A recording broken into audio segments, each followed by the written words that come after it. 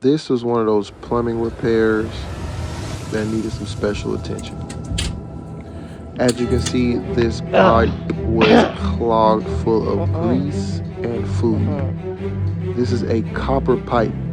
It probably came with the property, an original fixture. Here you got grease and food that has clogged this pipe to capacity, to the point that it will not drain any water. It has become so heavy that it started to break apart and deteriorate.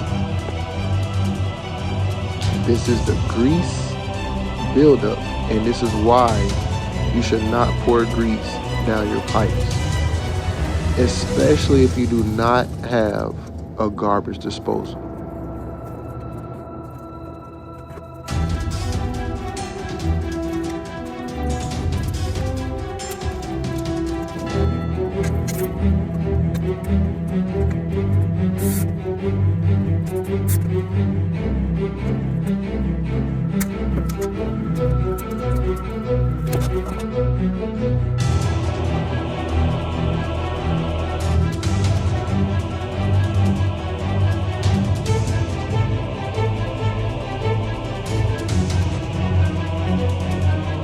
Quickest way to the money is straightforward.